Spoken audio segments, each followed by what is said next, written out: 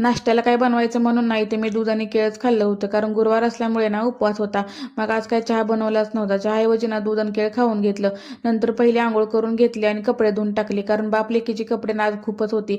दोरीवर सुद्धा बसत नव्हती, एकावर एक कपडे घालावे लागले होते. आज इतके कपडे होते. त्याच्यानंतर स्वयंपाक वगैरे केला आणि लागलेच किचन कट्टा सुद्धा पुसून घेतला. आणि नित्याचे पप्पा जेवायला आले होते, त्यांना सुद्धा ताट वाढून दिलं. आणि नित्याला काय झालं होतं सकाळपासून माहित नाही, नुसतं सकाळपासून रडगाणं चालू होतं. मग त्यांना म्हणलं तुम्ही आधी जेवून घ्या, आणि माझा शाबू सुद्धा बनवायचा बाकी होता. आज ना मॅडमचा कसलाच मूड नव्हता, काय माहिती काय गाणं बिघडलं होतं. तसं ना लहान मुलांचं काय कळतच नाही, काय दुखतंय का काय त्यांना सांगता येत नाही, आपल्याला लवकर कळत नाही. मग हे म्हणाले की मी तिला झोपवतो, तुझं काय आवरायचं असेल तर आवरून घे. खरं सांगू का, आपल्या पार्टनरची जर आपल्याला साथ असेल ना तर आपण काहीही करू शकतो. मी जेव्हापासून माझं युट्यूब चॅनल चालू केले ना तेव्हापासून हे मला खूप सपोर्ट करतात. जर ते लवकर घरी आले ना तर ते मला म्हणतात की मी तिला बघतो, तुला काय करायचं असेल तर कर. तसं ना आपल्या माणसाकडूनच आपल्याला मोटिवेशन मिळतं, हो ना. मग इथे सगळे कपडे वगैरे ना मी सगळी लावून घेतले. संध्याकाळच्या टायमिंगला ना आम्ही निघालो होतो बाहेर. बाहेर म्हणजे फिरायला नाही हो, हॉस्पिटलला निघालो होतो, कारण काही हेल्थ इश्यू चालू आहेत ना.